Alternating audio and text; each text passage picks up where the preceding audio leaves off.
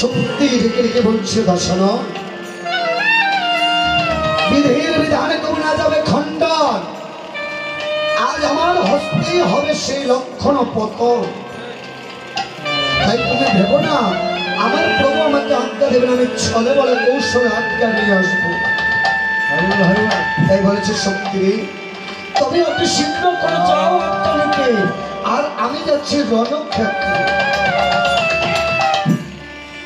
আজ দর্শন রাবণ শক্তিকে বিদায় দিয়ে দৌড়ে চলেছেন বাবা যুদ্ধক্ষেত্র পরে।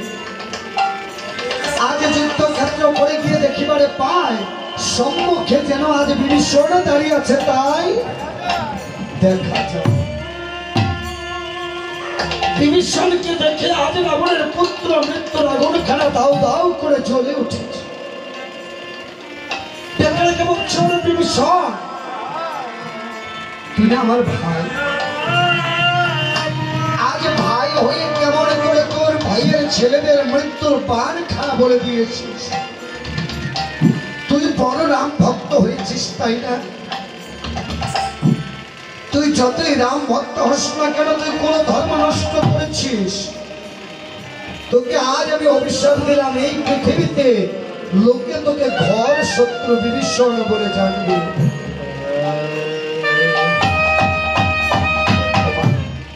বিভীষণ যদিও রামের চরণে শরণাপন্ন হয়েছে, কিন্তু জাতি ধর্ম কুল ধর্ম নষ্ট করেছে।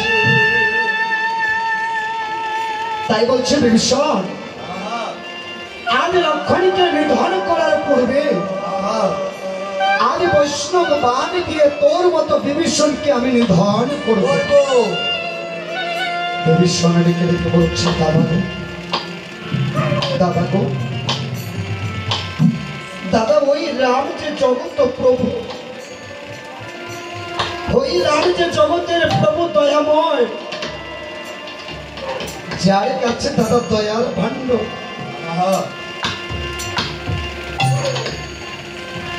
দাদা তোমার 1 লক্ষ পুত্র ছিল, 1.5 লক্ষ নাতি, একে একে সকলেই প্রভুর চরণে দিল প্রাণ আহুতি। আমার ভাই ছিল কুম্ভকর্ণ, ভদ্রাক্ষ, ওহি রাবণ, মহি রাবণ। বাবা বাবুরা কথা বলো না, তোমরা লক্ষ্মী মামনি আমার কথা বলো। দাদা গো তুমি একটিবার প্রভুর চরণে শরণ নাও। জানো ওই চরণে একবার যে শরণ নিয়েছে, এই পৃথিবীতে তার কোনো বিপদ থাকে না, ভয় থাকে না। ভবভয় হরণকারী আমার রাম দয়াময়। রাবণ বলছে বিভীষণ তোর মতো কাপুরুষের মুখেই আমার কথা মানায়। আমি রাবণ যাব ওই বনবাসীর চরণে, আমি রাবণ যাব ওই বনবাসীর চরণে। আজ লক্ষণকে নিধন করার পূর্বে তোর মতো ভাইকে নিধন করে আমি আমার প্রাণের অগ্নিখানা নির্বাণ করব। আজ দশরথ রাবণ বৈষ্ণব বাণীকে যখন ডাকছে, বিভীষণ আমার নয়নের জলগুলো ঝড় করে রেখে ছেড়ে দিয়ে প্রভু নামকে ডেকে ডেকে বলছে প্রভু ভক্ত যে আজ বিপদে পড়েছে তোমার চরণ স্মরণ করছে প্রভু। তোমার নাম নাকি বিপদ ভঞ্জন মধুসূদন। ওগো বিপদ হারি প্রভু দয়াময়, এই জগতের সকল জীবের বিপদ তুমি দূর করো প্রভু। জানি না কখন তার উপরে মহা বিপদ চলে আসে, সকল বিপদ থেকে রক্ষা করে দয়াময়। আজ যখন বিভীষণ এমনি করে ডাকছে, আর এদিকে দিয়ে রাম দয়াময়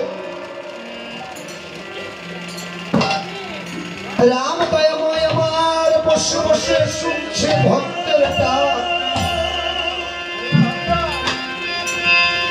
রাম যখন ভক্তের ডাক শুনে দৌড়াচ্ছিলেন সেই যুদ্ধক্ষেত্রের দিকে, পিছনে থেকে লক্ষ্য রেখে রেখে বলছে, দাদা দাদা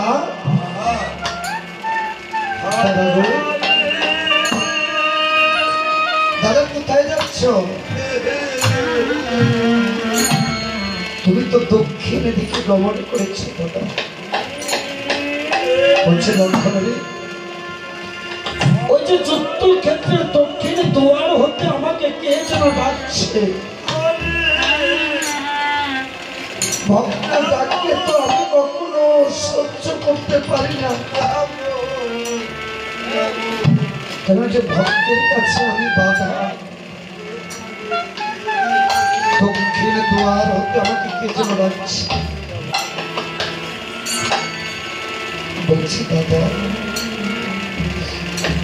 দক্ষিণের দুয়ারের ডাক তো ভালো ডাক নয় দাদা।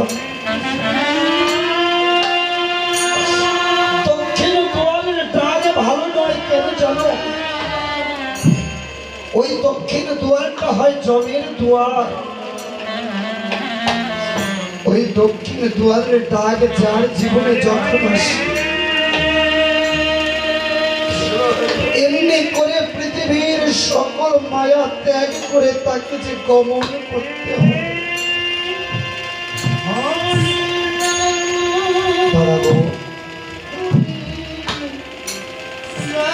দাদা, আজ তোমার প্রাণের ভাই লক্ষণে বেঁচে থাকতে তোমাকে যে আমি যেতে দেব না।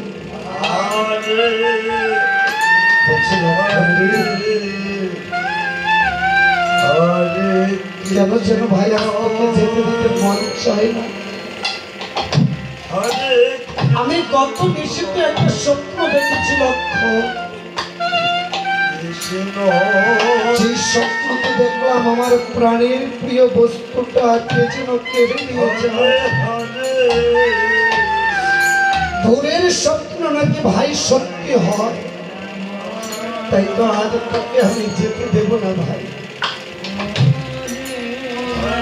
বলছে দাদা গো, আমি লক্ষণে তোমার চরণ সেবার দাস থাকতে তুমি যেতে পারবে না দাদা। কেন জানো দাদা? যেদিন 14 বছর বনবাসে আসছি, সকলকে প্রণাম করে সবার শেষে আমার গর্ভধারিণী, আমার গর্ভধারিণী মা সুমিত্রার কাছে গিয়েছি। আমার গর্ভধারিণী মা সুমিত্রা রেখে করেছিল, যাচ্ছিস তো রামের সনে, কিন্তু রামের ভাই হয়ে নয়, চরণের দাস হয়ে। আমার রামের জন্য কোনো ক্ষতি না হয় সম্মান। রামের সম্মান এই পৃথিবীতে সৎ মা সেই হয় যে সৎ হতে পারে, যে নিজের গর্ভের সন্তান থেকেও তার সতীনের সন্তানটাকে আগে রক্ষা করে, তাকেই বলা হয় সৎ মা। দেখছি দাদা, আমি কেমন করে মায়ের সেই আত্মাটা ভুলে যাব। বলেছিলাম যেদিন কিনা আসছিলাম, আমি সবাইকে প্রণাম করে আমার গর্ভধারিণী মা কৌশল্যা রেখে রেখে বলেছে, রাম রাম দয়াময় শোনো দিয়ে মন, লক্ষণ হচ্ছে তোমার ছোট ভাই নয়, পুত্র সম। পুত্রের মতো লক্ষণকে ছায়া দিয়ে রেখো।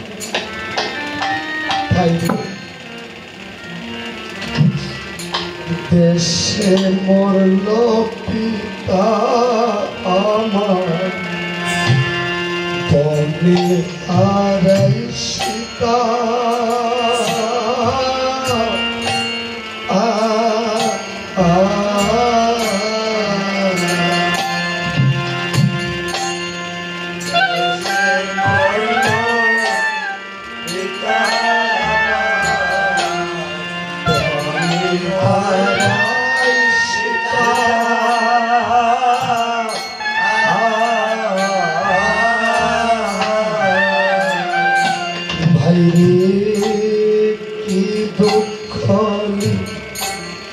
খেছে আমার ওই ভাগ্য বিধাতা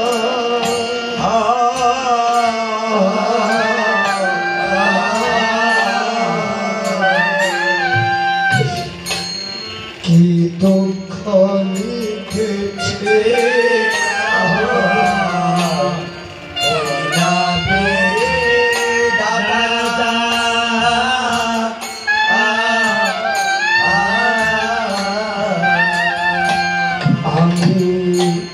সীতা মরলে সীতা পাব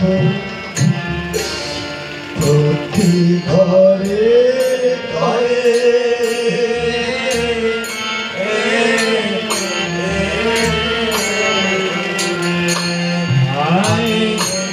সীতা মরলে সীতা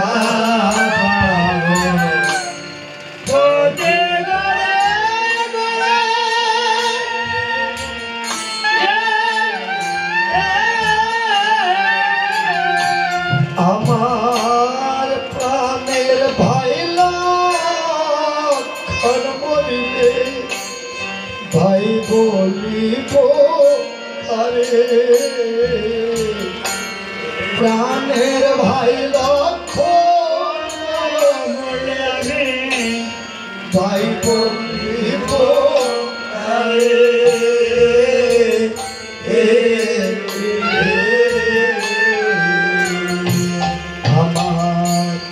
দেশে হারাই পিতা লক্ষণ বনে হারাই সীতা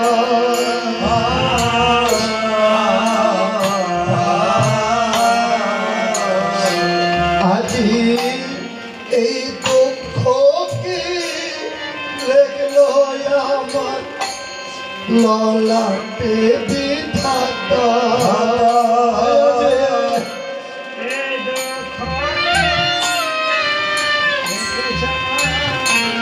ললাটে বিধাতা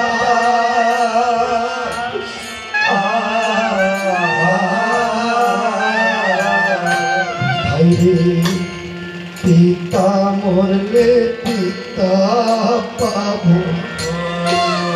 পুত্র লইব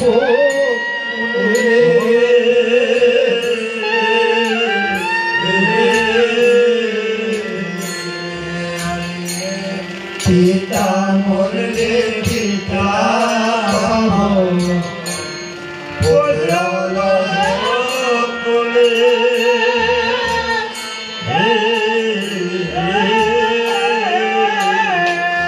আমার প্রাণের পাইলা আর মরিলে আমি ভাই বলিব আরে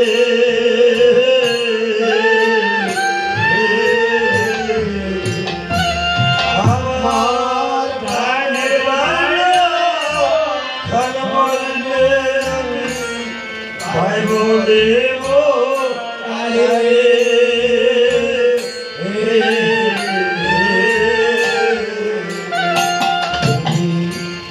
যুদ্ধে না যাইও ভাইরে যুদ্ধে না যাইও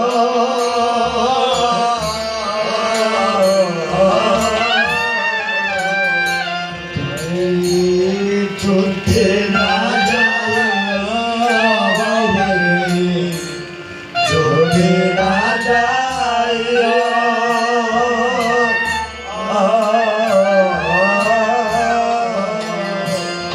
ওরে আমি মরে গেলে ভাই রে মা কে বলিয়া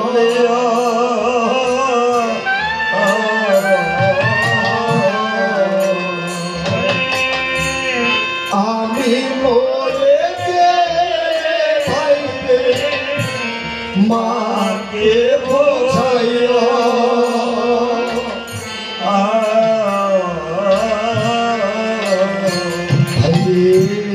দেশে হারাই পিতা আমি বনে হারাই সীতা সীতা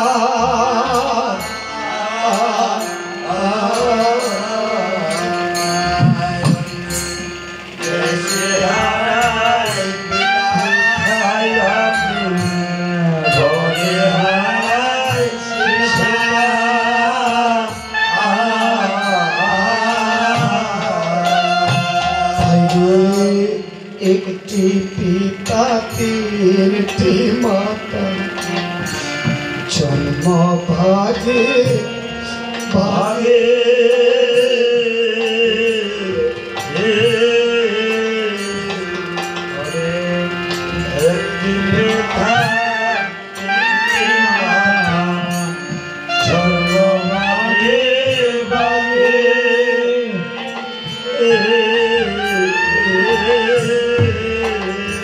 ওরে অতি জানো পুরা কপাল ছোট ভাই মোরে তার আগে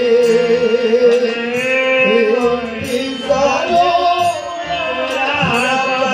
ছোট ভাই মোরে তার আগে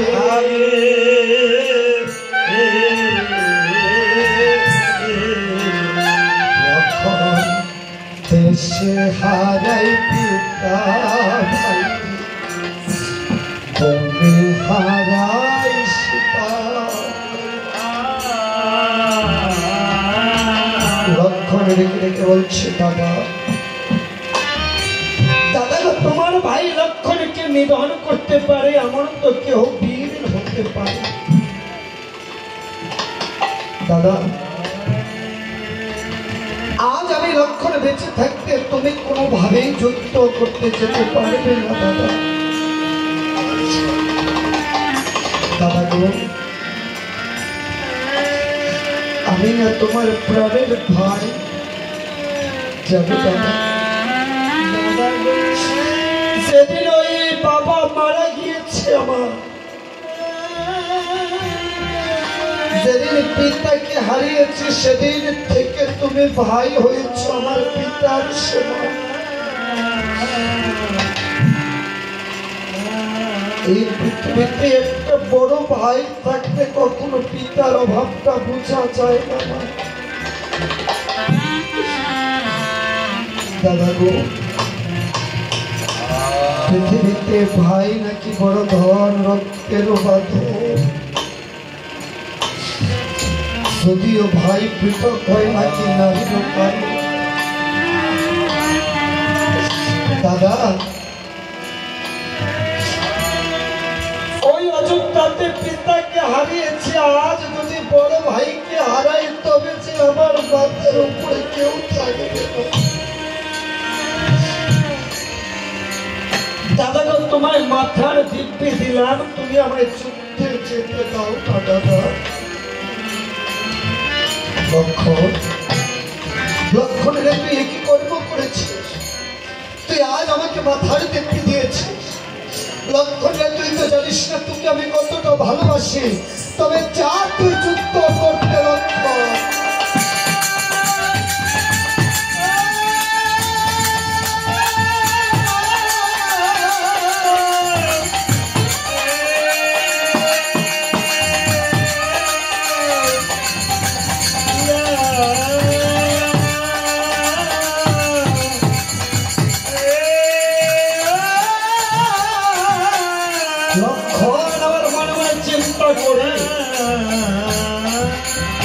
দাদা তো কোনোদিন আমাকে যা বলে না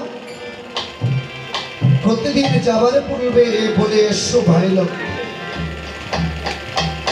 আজ কেন দাদা আমাকে বলেছে যা লক্ষ্য, তবে কি দাদার সঙ্গে আমার আর দেখা হবে?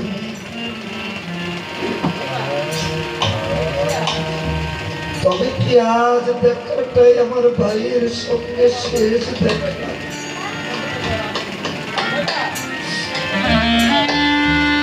দাদা যখন আমাকে বলেছে যা লক্ষণ, তখন কেন যেন হৃদয়ের মধ্যে রক্তক্ষরণ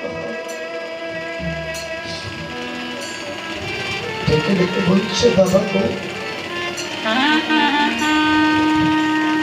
জানি না দাদা যুদ্ধে গিয়ে আর বেঁচে থাকে কিনা, কোনদিন আর দাদা দাদা বলে একটা ডাক দিতে পারে? জানো দাদা, এই পৃথিবীতে একটা ভাইয়ের কাছে পরম বান্ধব হয় ভাই।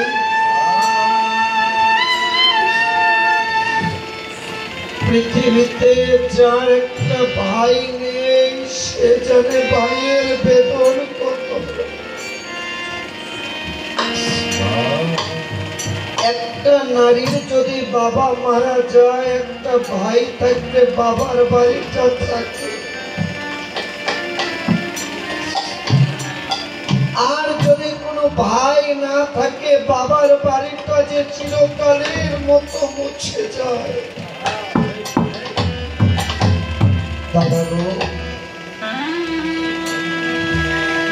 যাবার পূর্বে তোমাকে আজ একটা প্রণাম করে যেতে চাই। যদি জীবনে কোনো ভুল করে থাকে ক্ষমা করে দিও দাদা। তাই তো লক্ষ্য দাদার চরণে প্রণাম করে বলছে দাদা গো, বিদায় বেলা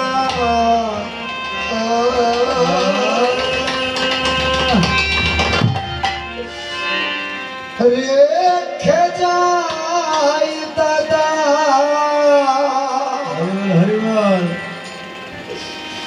ব্যথা ভরা আখি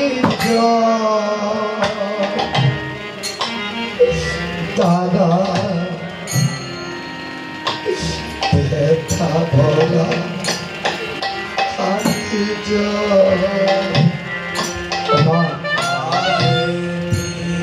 আজ রাম নাম সমাপন হলো। এই রাম নাম সমাপন হলে স্বর্গীয় স্বদেশ দেবনাথ এই মায়া মোহের বাড়িখানা ছেড়ে চিরকালের মতো বিদায় নেবে। হয়তো যেই বাড়িটা ছেড়ে কোনোদিন কোথাও গিয়ে থাকতো না, আজকে সকল মায়ার বন্ধন পরিত্যাগ করে গৃহখানা ছেড়ে চলে যাবে। যদি স্বদেশ বাবুর সঙ্গে জীবিত কালে জ্ঞানী অজ্ঞানে তাহার মনে কোনো কষ্ট দিয়ে থাকে, কিংবা ওই স্বদেশ বাবুর সঙ্গে কোনো খারাপ আচরণ করে থাকো, কিংবা উনি তোমাদের সঙ্গে কোনো আচরণ করে থাকে, সকল অপরাধ ক্ষমা করে দিয়ে পিতাকে শেষের প্রণামটা জানিয়ে সকল অপরাধের শেষ বারের প্রণামটা জানিয়ে সকল অপরাধ ক্ষমা ছিল। জানি না আর কি হবে দেখা, লম্বা হল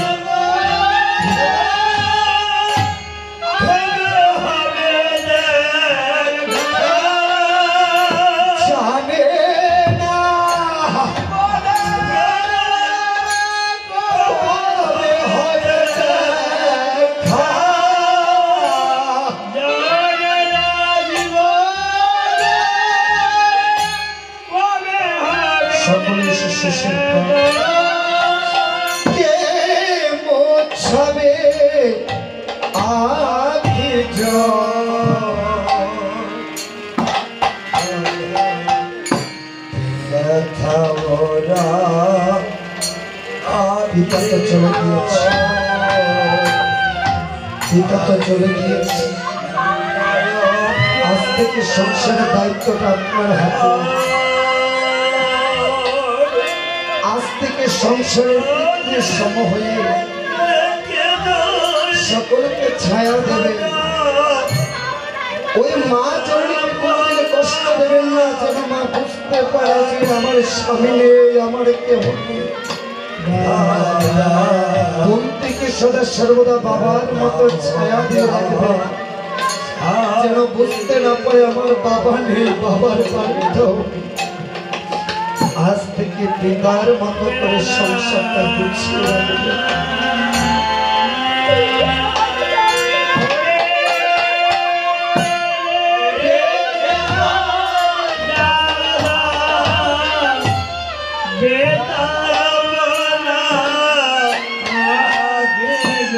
মা জননীকে প্রণাম করুন। আজ থেকে ওনার নাতি নাতনিদের সকলে এসে সেই আমার মতো প্রণাম করেছে। দাদা এই আমার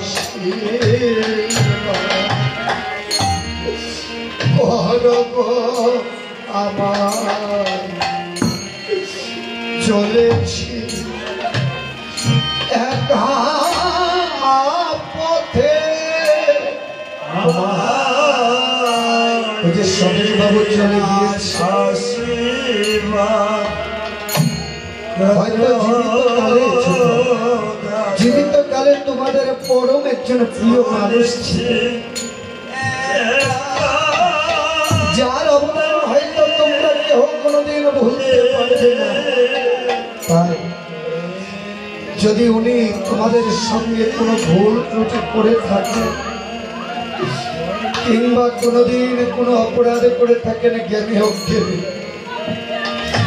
সকলে মন থেকে স্বদেশ বাবুকে ক্ষমা করে দিও।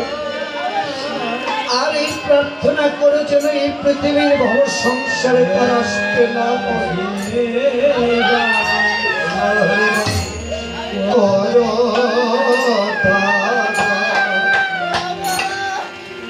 চলেছি একা পথে,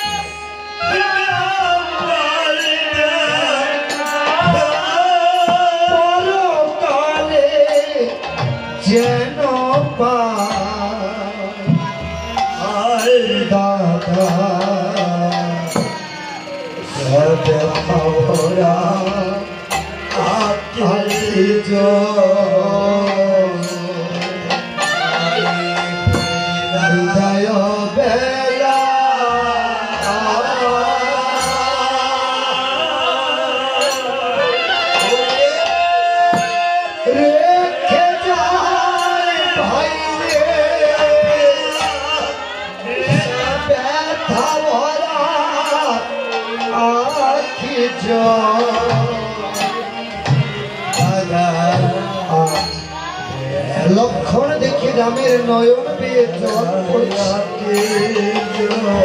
বলছেন কেন না দাদা, দাদা তোমার চোখের জলে পড়ছে আমার পিছল হয়ে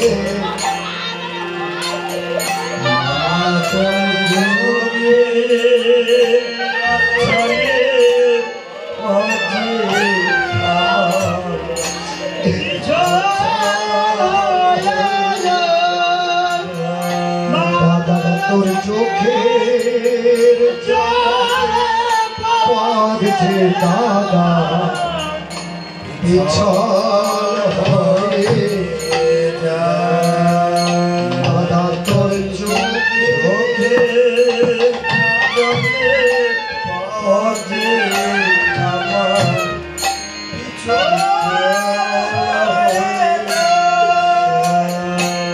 ভাইরে এমনি করে আর কে দোলা সইতে পারে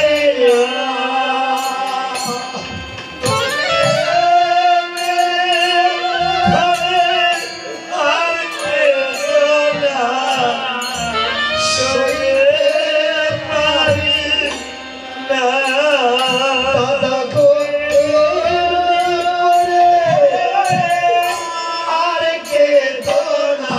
আমি সইতে পারি না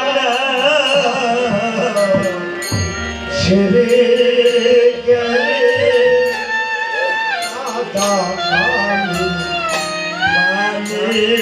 বাজব না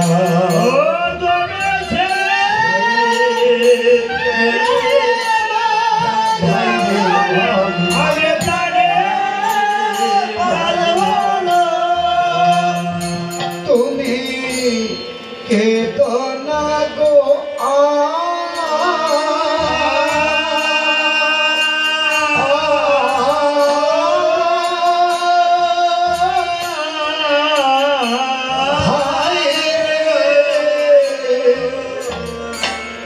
কেদো না গো ভাই আর কেদো না ভাই তোমার চোখে যাবে পাগলে আমার বিছল হয়ে যায় চোখে জলে পড়ে আমার বিছল হয়ে যায় আজ রামের কাছ থেকে লক্ষণ বিদায় নিয়ে যুদ্ধক্ষেত্রে যায় যুদ্ধক্ষেত্রে গিয়ে আজ লক্ষণ রাবণের সঙ্গে যুদ্ধে সমর্পণ হয় আর দিয়ে শক্তিশীল আমার প্রভু রামের পেছন থেকে রেখে রেখে বলছে প্রভু গো আমি যে যুদ্ধে যেতে এসেছি আমাকে কি আজ্ঞা দেবে প্রভু প্রভু পেছনের দিকে না তাকিয়ে রেখে রেখে বলছে ওরে তোর কর্ম সফল হোক মনোবাসনা পূর্ণ হোক সত্যি রেখে রেখে বলছে প্রভু প্রভু গো তুমি একটিবার তাকিয়ে দেখলে না তুমি কিসের আদেশ করেছো আমায় প্রভু গো আমি যে শক্তিশীল বান আজ নিজ হস্তে তুমি তোমার ভাইরে ধরে রাখতে হবে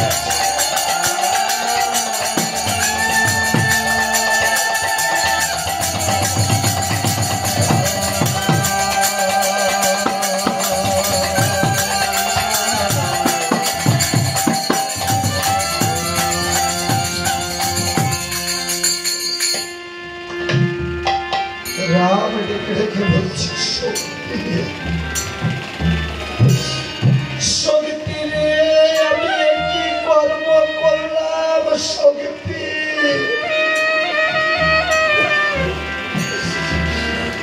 শক্তি রে আমি কি করলাম নিজ মুখে আজ পাইতে হত্যার আদেশ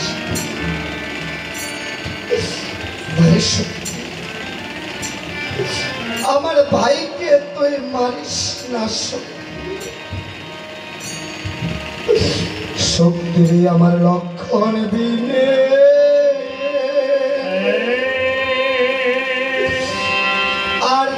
লক্ষণ নায়রে ও সগিতে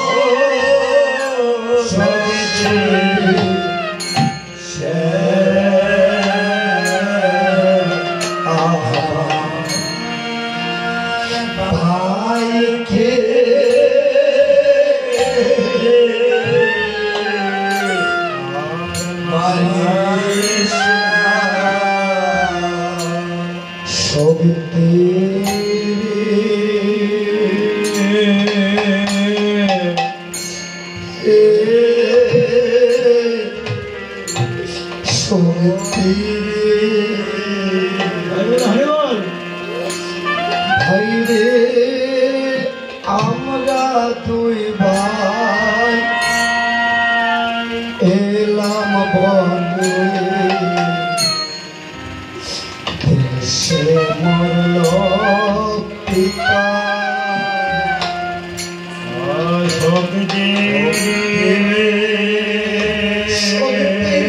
আমার ভাইকে মারিস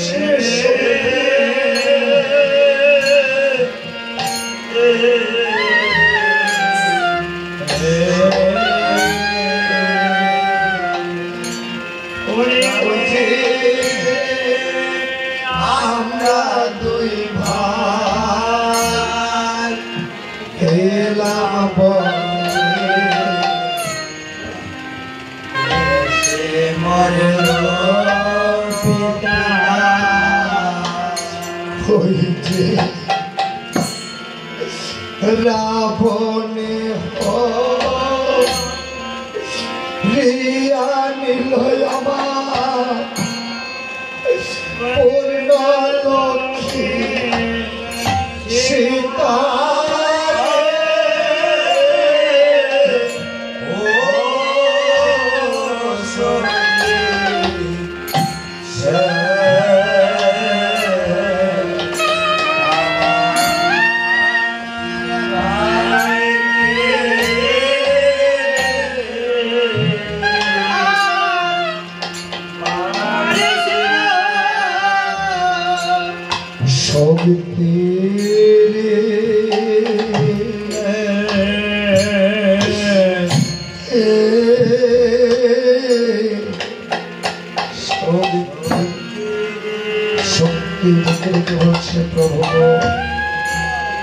প্রভু তুমি রাম আজ্ঞা দিয়েছো, সেই আজ্ঞা তো কখনো লঙ্ঘন হবে না।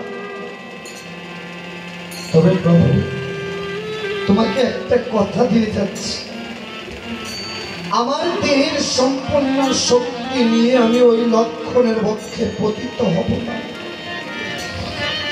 কারণ যদি শক্তি তুমি আকাশে মারো, আকাশে খণ্ডিত হয়ে ভূমিতে পড়ে, পর্বতে মারিলে শক্তি পর্বত যায় রসাতল, পৃথিবীতে মারিলে শক্তি পৃথিবী যায় রসাতল। তাই আমার সকল শক্তিটুকু নিয়ে আমি ওই লক্ষণের পক্ষে পতিত হব না। আমি 3 ভাগের শক্তি ছেড়ে দিয়ে 1 ভাগ শক্তি নিয়ে তোমার ভাই লক্ষণের পক্ষে পতিত হব। তবে প্রভু যদি আজ সূর্য উদয় হবার পূর্বে, নিশি প্রভাত হবার পূর্বে তুমি তোমার ভাইকে গন্ধবদল পর্বত থেকে বিশল্য করে নিয়ে বাঁচাতে পারো, তবে তোমার ভাই বেঁচে উঠবে বলে তোমার ভাই এছাড়া যে আর উপায়।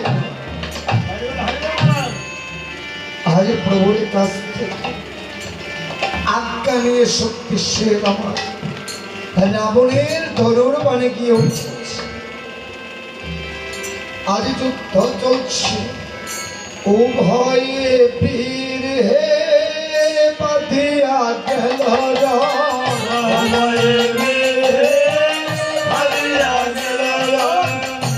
ভয়ে বীর হে বাঁধিয়া গেল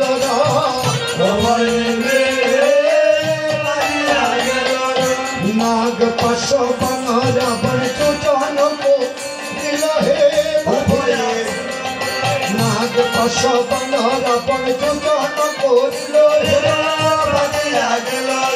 গরুর বান দিয়া সে বান কাটিল লক্ষণ হে গরুর বান দিয়া সে বান কাটিল লক্ষণ হে ব্রহ্মাস্ত্র নামে বান ধরিল লক্ষণ হে কৃষ্ণ বান দিয়া সে বান কাটিল লক্ষণ হে কৃষ্ণ বান দিয়া সে বান কাটিল লক্ষণ হে শক্তিশাল বান রাবণ পূজন করিল হে সেই বান দিয়ে করল লক্ষণ পতন হে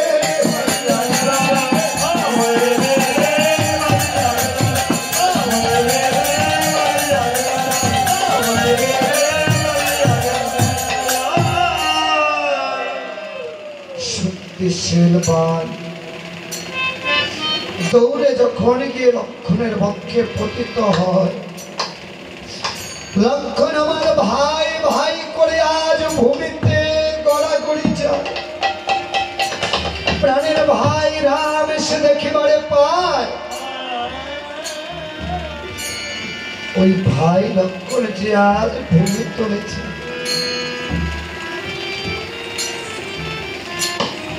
আজ রামচন্দ্র লক্ষণের সম্মুখে এসে লক্ষণের দেহটাকে কোলে নিয়ে ডেকে ডেকে বলছে, ওঠ ওঠ ভাই রে লক্ষণ,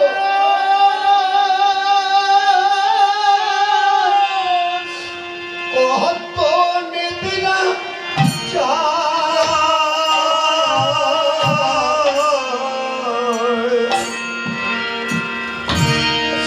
প্রাণের ভাই রামের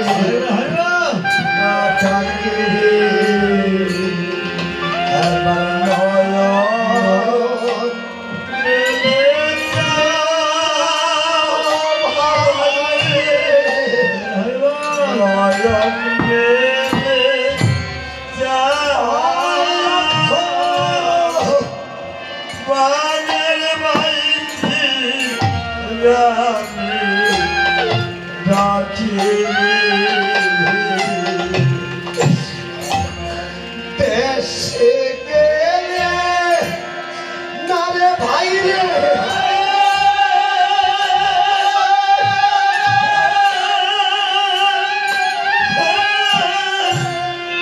রাতে গেলি না বাবা রাতে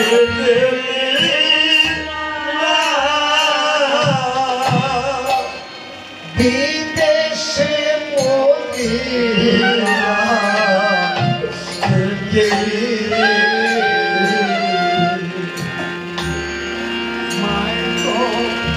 সারে না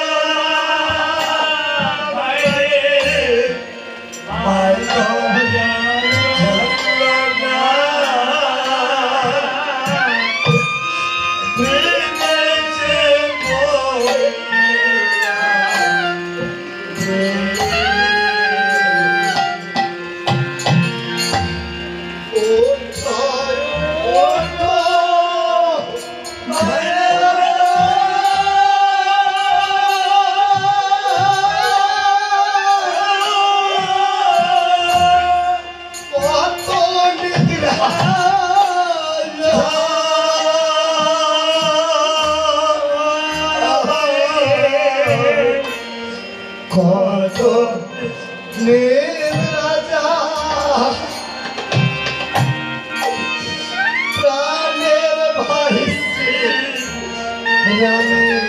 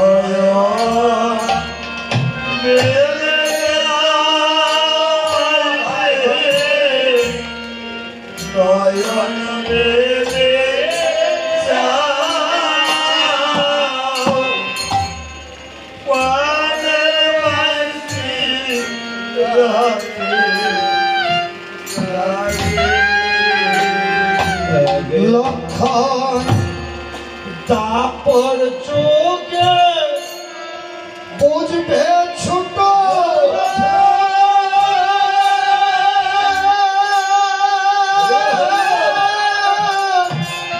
ভাই হারানো জ্বালা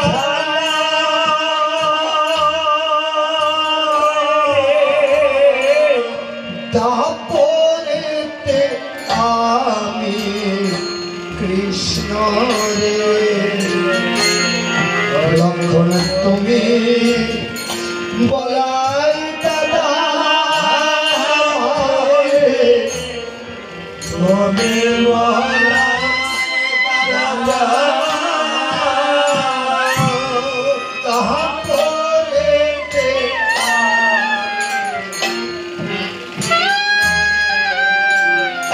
রাম ডেকে ডেকে বলছো গো, তোমরা কি কেউ পারবে আমার ভাইকে বাঁচিয়ে দিতে? ভাই ছাড়া যে এই পৃথিবীতে আমার আর ঘরে ঘরে না জানি আমার ভাইটা শক্তির আঘাতে কতটা কষ্ট পেয়েছে। তোমরা কি কেউ পারবে আমার ভাইকে বাঁচিয়ে দিতে? সুসেন বৈদ্য এসে ডেকে ডেকে বলছি, প্রভু গো, তোমার ভাইকে যদি বাঁচাতে হয় আজকে সূর্য উদয় হবার পূর্বে ওই গন্ধমাদল পর্বত থেকে বিশল্য করণী এনে তোমার ভাইকে বাঁচাতে হবে। বিশল্য করণী মৃত সঞ্জীবনী শক্তি সঞ্চারণী 3 প্রকার ঔষধ।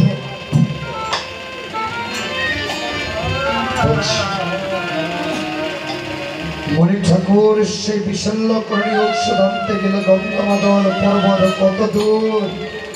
বলছে বেশি দূর নয়, যেতে 18 মাস, আসতে মাত্র 18 মাস।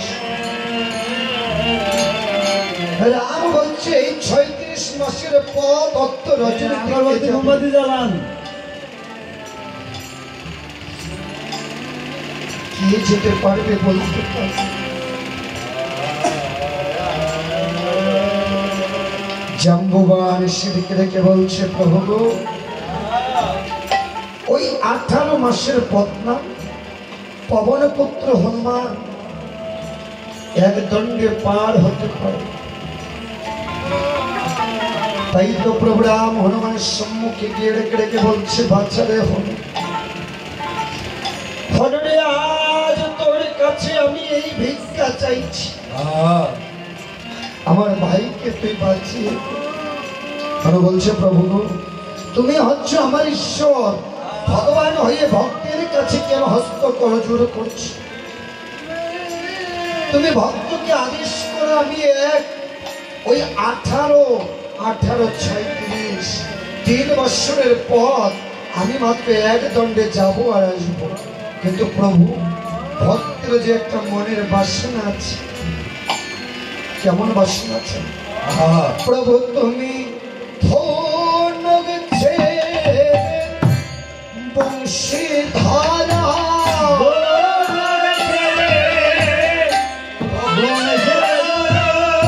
ওই তাপরের রূপ দেখাতে পারো,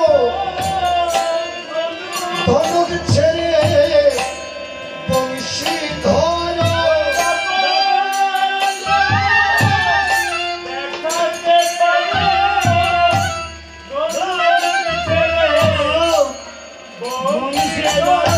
বলেছে হনুমান, সেই রূপখানা করতে তার রূপ, আমি কেমন সেই রূপখানা দাপরের রূপ, আমি কেমন করে তোকে ত্রেতা যুগের রূপ দেখাই? বলেছ আমি তোমার ভক্ত না প্রভু? যখনই কিনা তুমি পাতালে নাগপাশে বন্ধন হয়েছ, ওই গরুর পাখি যখন গিয়ে তোমায় মুক্ত করেছে, সেদিন তো তুমি গরুরকে ওই রূপখানা দেখিয়েছ। তবে আমি কি তোমার ভক্ত না? ভক্ত হয়ে কি আজ এই চাওয়াটা আমার অপরাধ? রাম মনে মনে চিন্তা করে আমার ভাইকে যদি বাঁচাতে হয় তবে আমাকে এই রূপখানা দর্শন করাতে হবে। তাই আজ আমার প্রেমময় প্রভুরাম ওই নিদ্রা দেবীকে রেখে রেখে বলছে, কোথায় গেলে মা নিদ্রা দেবী? একটি বারিশ এই লঙ্কার ভবনের সকলের নয়নে তুমি নিদ্রা করো দান। আর গরুরকে ডেকে ডেকে বলছে, ওরে গরু, একটি বার তোর দুটি পাখা মেলে ধর। আজ যখন গরু এসে পাখা দুটি মেলে ধরেছে,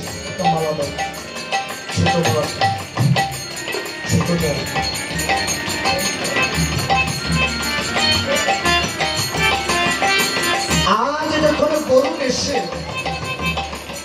ওই পাখা খালি মেলে ধরেছে, আমার প্রভু রামদয়াময় আজ নিদ্রা দেবী যখন সকলের নয়নে নিদ্রা ধারণ করেছে, প্রভু রামদয়াময় সেই তাপনের বংশী বদল আজ সকলকে দর্শন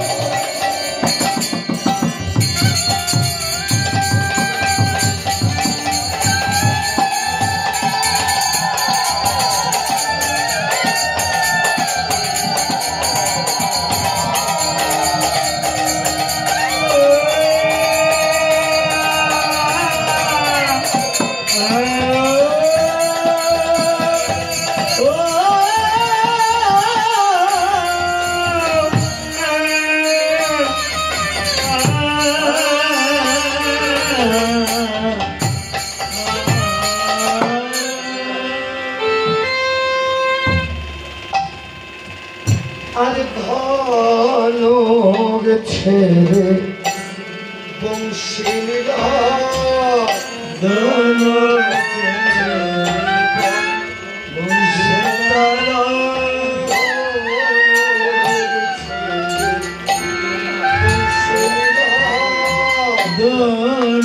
ছেড়ে বংশী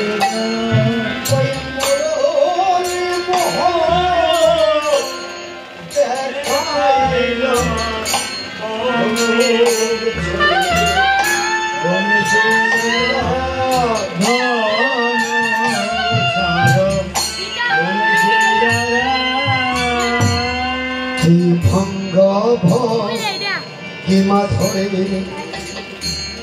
দুটি হস্তে বংশী ধরে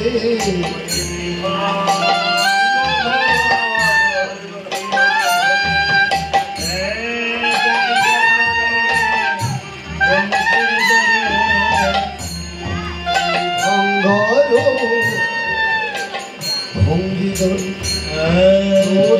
করে বংশী ধরে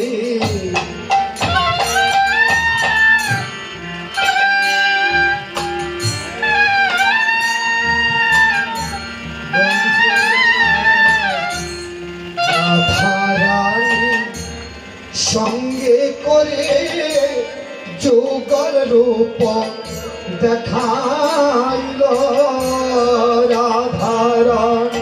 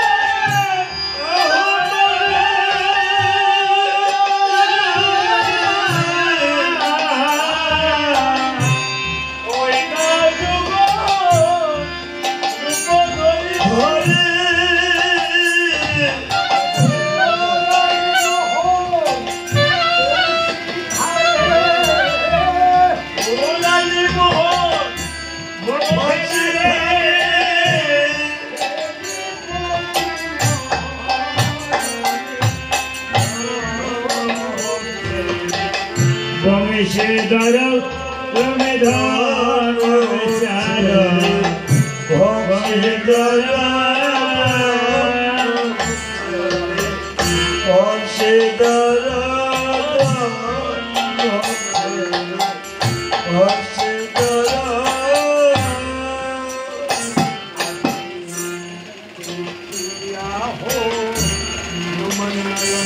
নয়নে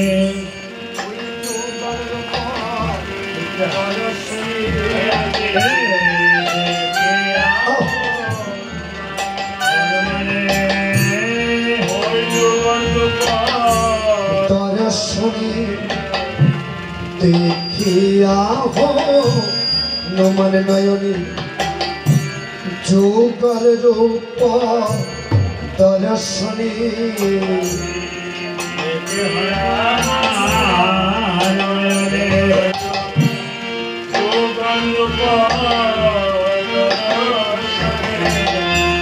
প্রেম হর শীত মনে চরণে পড়িল যে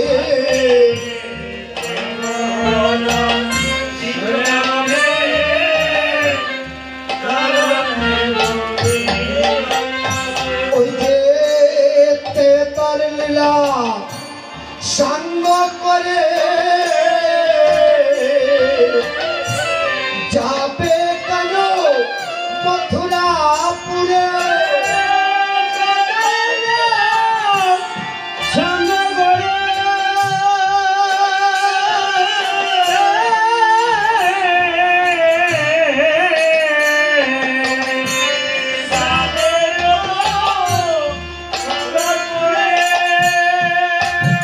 এমন চোপাল রূপে পূজা করে চোপাল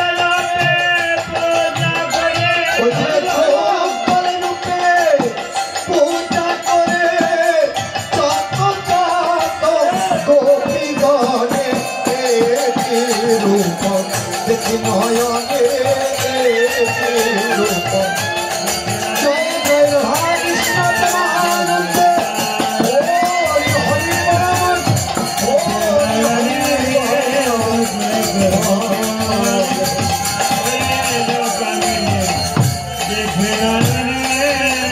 আজ হনুমান দেখে দেখে বলছে প্রভু গো এমন মনে মহান রূপ দেখে আজ আমার নয়ন ধন্য হয়েছে এই জীবন আজ পূর্ণ হয়েছে ঘরের লাইটটা জ্বালিয়ে দেয় কারণ বাড়িতে হরির নাম হলে ঘরের আলো বন্ধ করে রাখলে মা লক্ষ্মী অসন্তুষ্ট তাই আজ রেখে রেখে বলছে প্রভু গো আজ যে রূপ দর্শন করিলাম বলি তব ঠাই এই রূপের যে ভুবন মোহনে আর কোনো তুলনা তাই আজকে প্রভু আমাকে করে এই আশীর্বাদ দান আমি যাচ্ছি ঔষধ আনিতে সে গন্ধমাদল পর্বত তাই আজকে কি কর্ম করেছে জানো আজ এই কথা বলিয়া হলো কি কর্ম করিল এই কথা বলিয়া হলো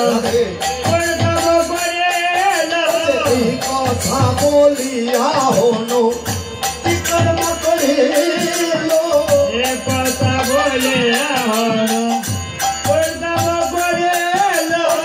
রমাদল পর্বত মাঝে দর্শন দিল দর্শন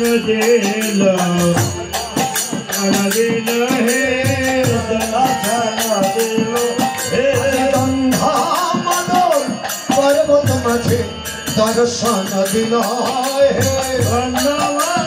পর্বতে দর্শন দিল